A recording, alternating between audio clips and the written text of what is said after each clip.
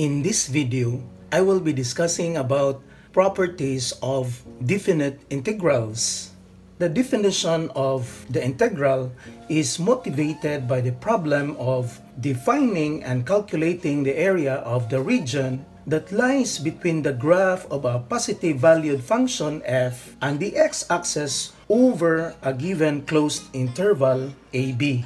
So, to illustrate this one geometrically, suppose this is your y-axis and this is also your x-axis, and the point of origin is this one. So this is your x and this is your y-axis, and suppose this is your, say, function f. So this one is your y, which is equal to f of x over a closed interval, say AB here. Then if you get the area below this curve y equals f of x from A to B, so the area is this one here, then the area can be calculated by the integral of the function f of x dx from A to B. Thus, if you have a function f of x over a closed interval AB, and then you integrate that function with respect to x over these limits of integration, then it represents the area below this curve over a closed interval AB. Now, before I will give you examples, allow me to give to you the properties of the definite integrals. So, if the function f of x and g of x are continuous on the interval of the integration from A to B, then the integral of f of x dx from A to A is equal to 0. Why? Because there is no actually an interval, because the limits of integration are the same.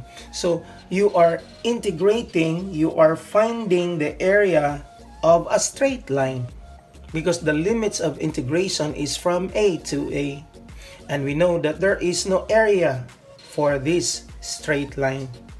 So that's why the area is 0. So in short, if the limits of integration are the same, the integral is just a line and it contains no area. Number 2, the integral of f of x dx from A to B is equal to the negative of the integral of f of x dx from B to A. Now, you notice that the limits of integration are being reversed because this is from A to B, but this is B to A. So, if the limits are reversed in order, then a negative sign should be placed in front of the integral. So, in short, reversing the order of the limits of integration, then they must be opposite in sign. Number 3, the integral of c dx from A to B, this is equal to c times b minus a, where c is any constant. So if you are integrating a constant, then you just multiply that constant by the difference of its limits of integration, b minus a. And how do we illustrate that?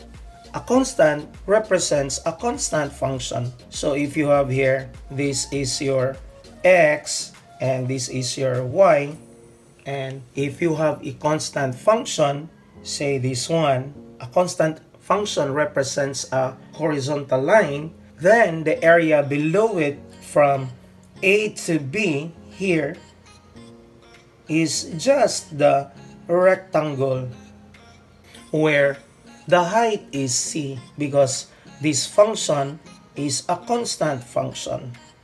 Then therefore, the height of this one is c, and the width of this one is b minus a. So therefore, to find the area of this rectangular region, we have to multiply the sides C times B minus A. So that is why if you integrate constant, it is the constant times the difference of the limits of integration. Number 4.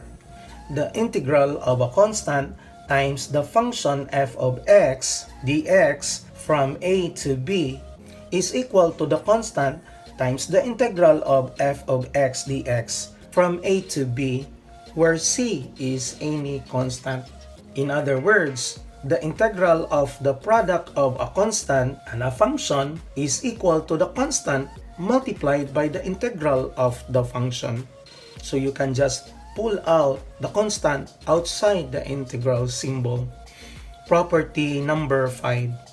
The integral of f of x plus the g of x dx from a to b, this is equal to the integral of f of x dx from a to b plus the integral of g of x dx from a to b. In short, the integral of a sum of two functions is equal to the sum of its individual integrals. Property number 6. The integral of f of x minus g of x dx from a to b, this is equal to the difference between the integral of f of x dx from a to b and the integral of g of x dx from a to b. In other words, the integral of a difference is just the difference of their individual integrals. Property number 7. The integral of f of x dx from a to b is equal to the integral of f of x dx from a to s plus the integral of f of x dx from s to b, where s is between a and b. In other words, the integral over an interval of a to b can be split into a sum of two integrals over partitions of the whole interval. So you notice that this is an integral from a to s plus the integral from s to b, where s is between a to b. Property number 8. If the function f of x is an odd function, that is, the f of your negative x is equal to the negative of f of x, then the integral of f of x dx from negative a to a is equal to 0. Why? Because it involves two equal areas where there is one area that is above the x-axis and the other area is below the x-axis. And the area below the x-axis is a signed area which has a negative value. So if you add the positive area and the negative one, the sum must be 0 because they are equal in absolute value. Property number 9. If the function f of x is an even function, that is, f of the negative x is equal to f of x, then the integral of f of x dx from negative a to a is equal to 2 times the integral of f of x dx from 0 to a. Why? Because it involves two equal areas here, where one area is at the left of the y-axis and the other area is at the right of the y-axis, because the function is symmetric about the y-axis. So, property number 10. If the function f of x is less than or equal to the function g of x, then the integral of this function f of x dx from a to b is less than or equal to the integral of g of x dx from a to b. In other words, if the graph of the positive valued function f of x is below the graph of a positive valued function g of x, then the area under f of x must be less than or equal to the area under g of x. Now let's proceed to examples that will illustrate these properties of definite integrals. So, example number 1. Given the function f of x, which is equal to x squared minus 8x plus 18, then find the integral of f of x, which is x squared minus 8x plus 18 dx from 2 to 6.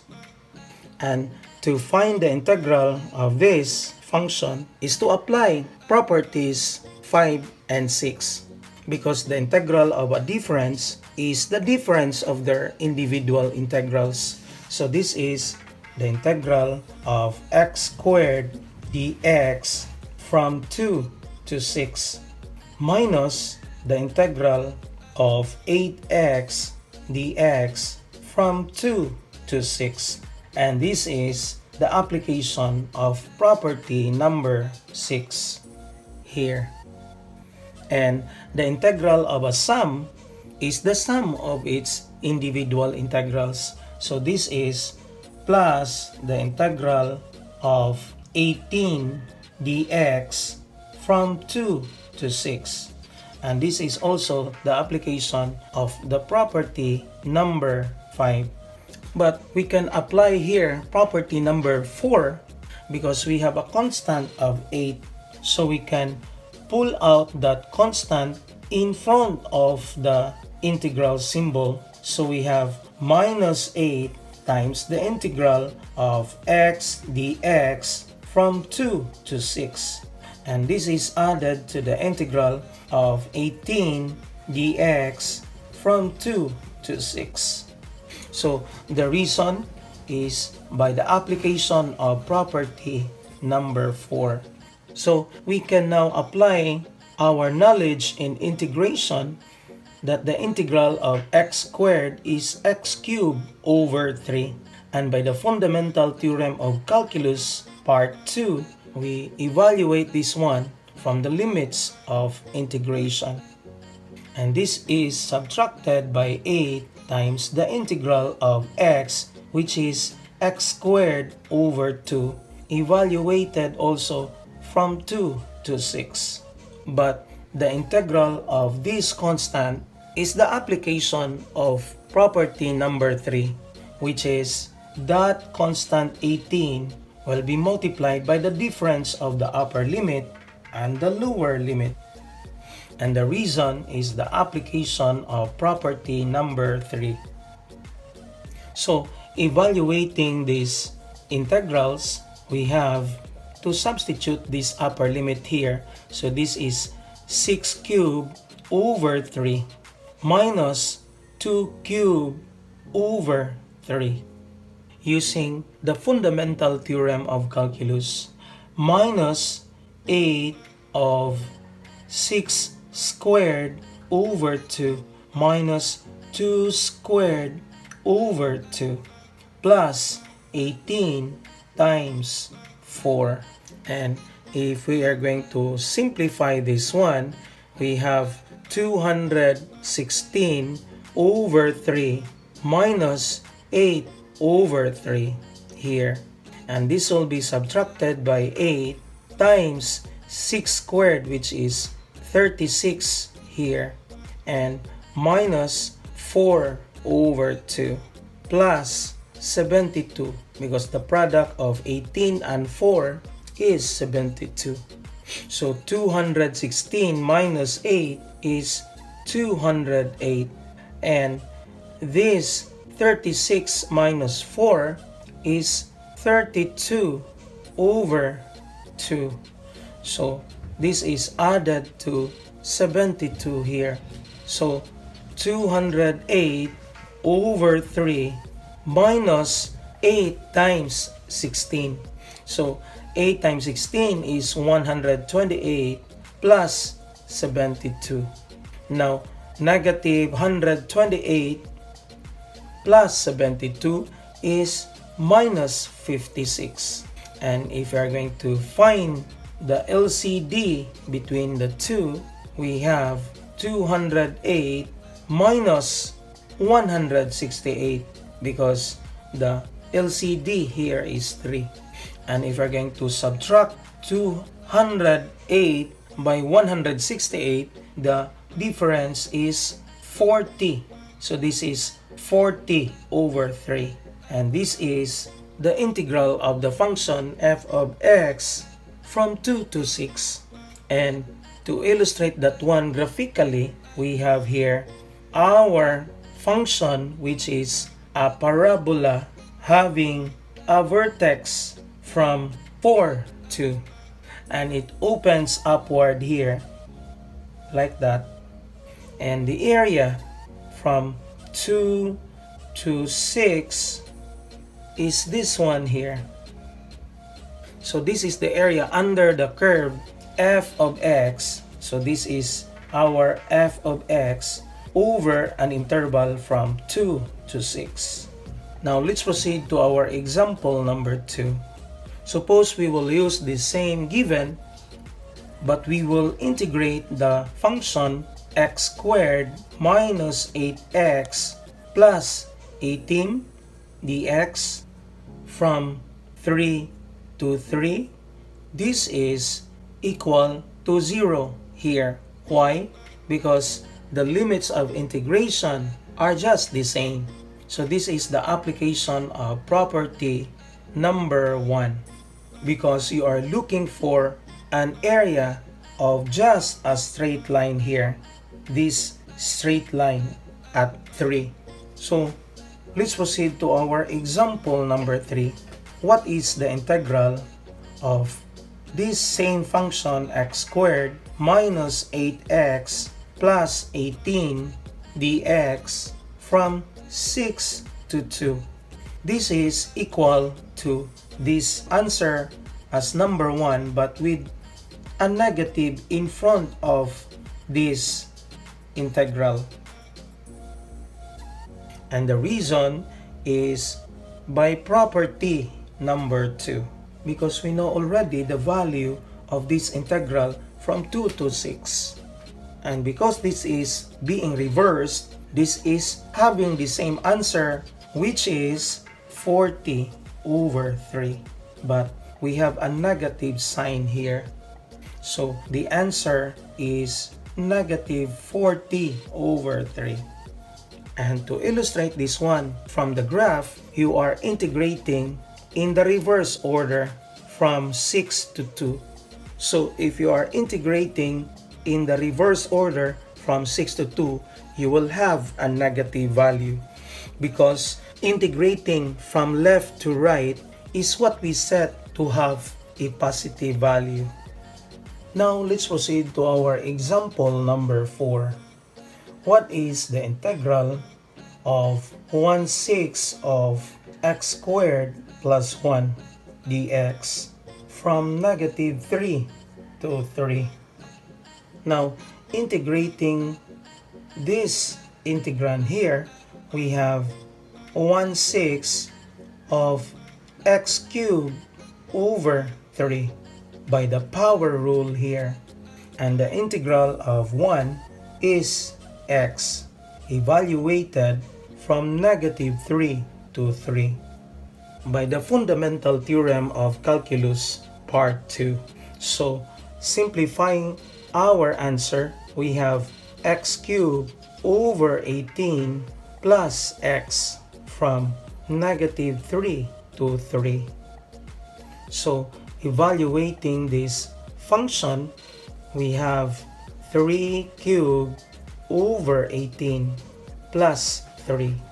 And this will be subtracted by negative 3 cubed over 18 minus 3.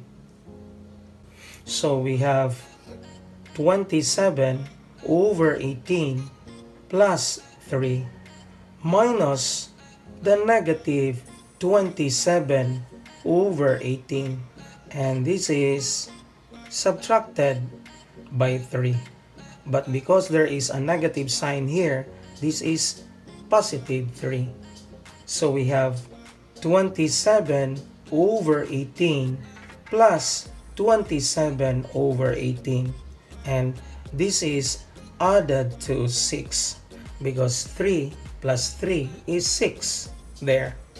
And 27 over 18 is 3 halves. So this is 3 halves plus 3 halves plus 6.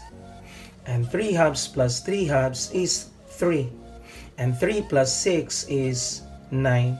So the answer is 9. And if you are going to look at it geometrically, this function is just a parabola whose vertex is at the point 0, 1.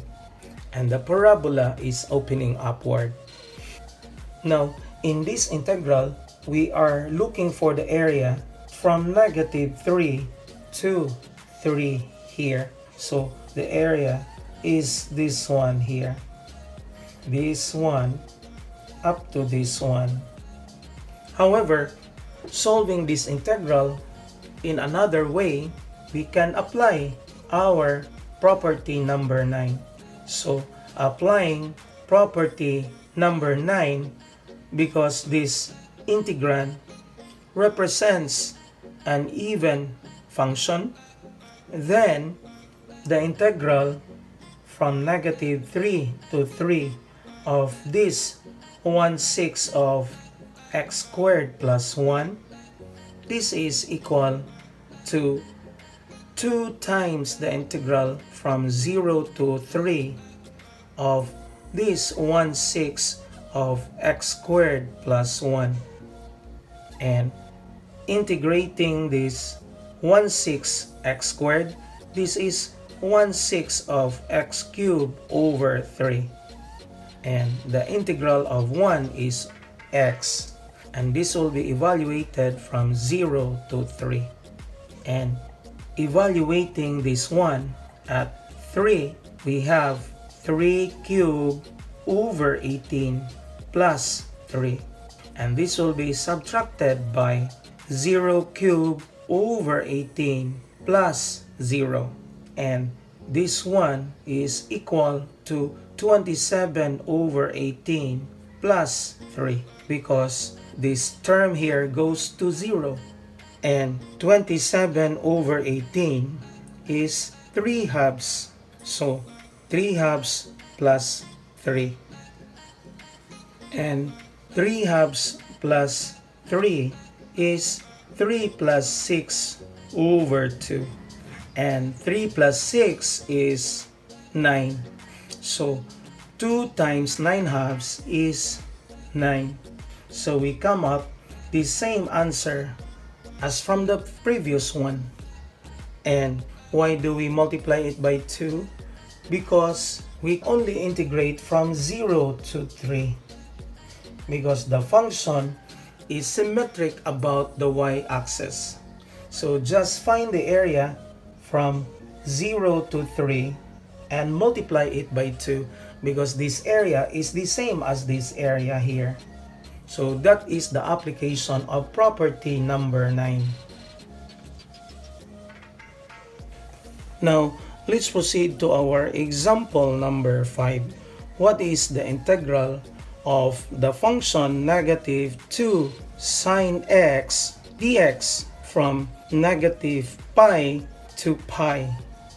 So applying our property number 4, we can pull out this constant of negative 2 outside the integral symbol. So this is negative 2 times the integral of sine x dx here from the negative pi to pi.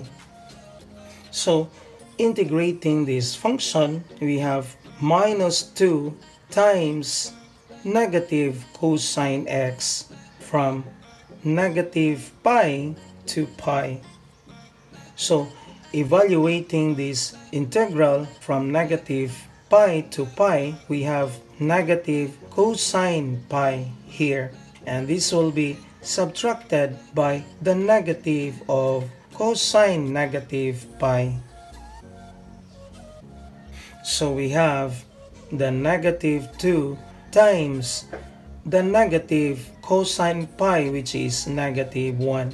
And this will be subtracted by the negative of the negative cosine pi, which is negative 1. So we have minus 2 times 1 minus 1, which is equal to 0. So our answer is 0 here. And to see this one graphically, suppose this is our x and the y axis. The graph of this function is this one here. So it's a sinusoidal curve. So this is this integrand here. But we want to find the area under this curve, or the area bounded by the curve and the x-axis. So this is from negative pi to pi.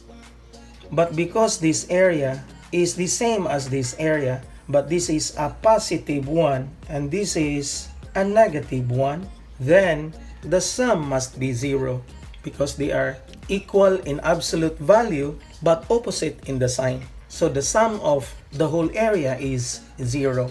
But we can apply property number 8 here. So applying property number 8, because this integrand of negative 2 sine x is an odd function, then the integral from negative pi to pi for this function of negative 2 sine x dx is just equal to 0 because this one is an odd function. So our answer is the same when we solve it the long way. Or you can apply property number 7.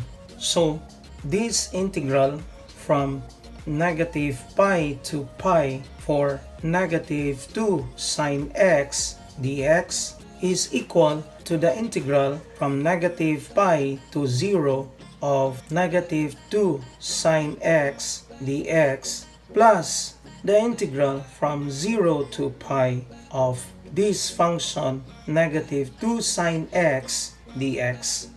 So we just split this interval from negative pi to pi into a sum of two subintervals from negative pi to 0 plus the next subinterval from 0 to pi.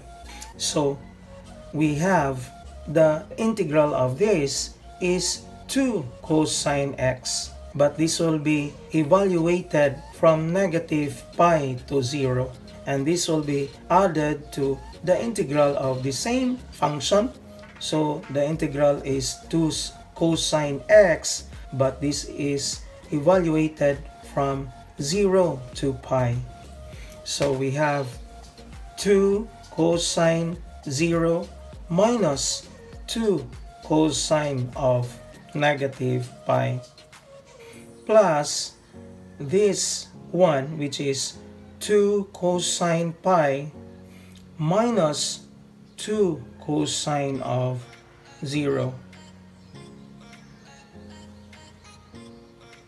So we have cosine of 0, which is 1, and cosine of negative pi is negative 1, plus this cosine pi, which is negative 1, minus cosine 0, which is positive 1. So we have 2 plus 2, and this is added to minus 2 minus 2.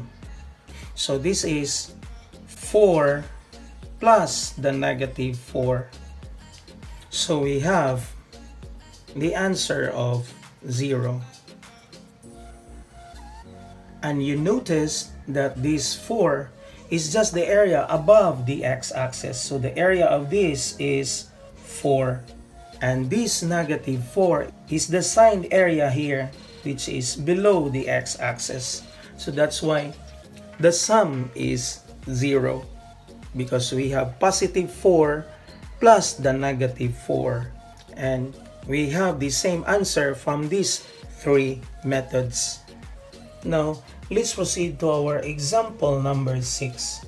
Given the integral from 2 to 5 of the function f of x dx, which is equal to negative 7, and another integral of f of x from 2 to 8, which is equal to positive 8, then find the integral from 5 to 8 for this function f of x dx. So, solving this example, we need to apply our property number 7, that we can split this whole interval into a sum of two subintervals. So we have the integral of this function of f of x dx from 2 to 5 plus the integral of the same function f of x dx from 5 to 8 is the same as the integral from 2 to 8 of f of x dx, because the whole interval of 2 to 8 can be split from 2 to 5 plus 5 to 8. And remember that we are looking for this one here. So this is the one in question. So we can solve this one because we have these two integrals. So the integral of f of x dx from 2 to 5, we know it's negative 7. So this is negative 7 plus the integral of this function f of x dx from 5 to 8. And this is equal to the integral of this function from 2 to 8, which is positive 8 here. So therefore, our integral of f of x dx from 5 to 8 is equal to 8 plus 7 if you add both sides of the equation by 7. So our final answer is 15. And the solution is possible because of the application of property number 7, that we can split the whole interval into a sum of two subintervals, because here we have the 3 points, which is 2, this is 5, and this is 8. And it is given that the integral from 2 to 5 here, so if this will be integrated from 2 to 5, the integral is negative 7. But it is also given from 2 to 8 that if we're going to integrate from 2 to 8, this is 8. So which is this one here. But what is the one in question? The integral from 5 to 8. So this is the one in question. Now let's proceed to our example number 7. Given the integral of this g of x dx from 1 to 7, and the value is negative 10.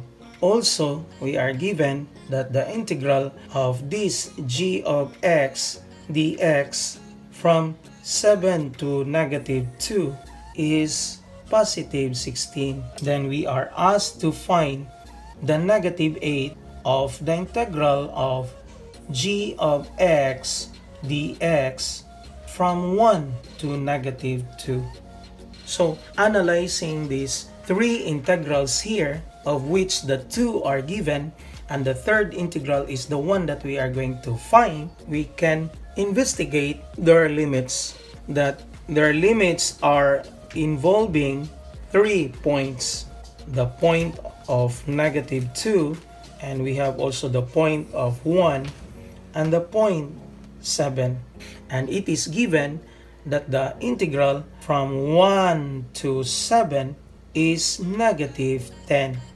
But the integral from 7 going to negative 2 is 16. And the one that we are looking for is this one here, from 1 to negative 2. And that is possible because we can apply our property 7. So applying property 7, we have the integral of our g of x dx from negative 2 to 1 plus the integral of this g of x dx from 1 to 7 is the same as the integral of this g of x dx from negative 2 to 7, because the whole interval from negative 2 to 7 can be split into two subintervals, from negative 2 to 1, which is this one here, and then added to the interval from 1 to 7, this one. And since we don't have the value for this one, we just copy it here, the integral of g of x dx from negative 2 to 1 plus the negative 10, because this integral is given here, and this is equal to this 16 but with a negative sign, because this one is almost the same with the given, only that the limits of integration are being reversed. That's why we have the negative sign by the application of property number 2. So the reason here is by the property number 2. So our integral of g of x from negative 2 to 1 is equal to negative 16 plus 10 if you add both sides of the equation by 10.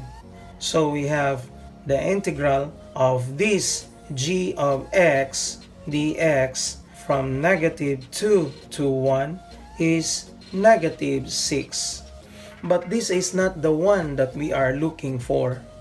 The one that we are looking for is the negative 8 of the integral from 1 to negative 2 of this function g of x dx. And since we have the value of this integral but with reverse limits of integration, then we can place a negative for this negative 6. So we have negative 8 times the negative of this negative 6. So we have negative 8 times positive 6. And the answer is negative 48. And that's it. If you learned something today, please check out my channel for more videos like this and click subscribe. Click the notification bell below so you'll get notified whenever I'll be posting a new video. Don't forget to like this video to show your support. And always remember to math your way up. Thank you.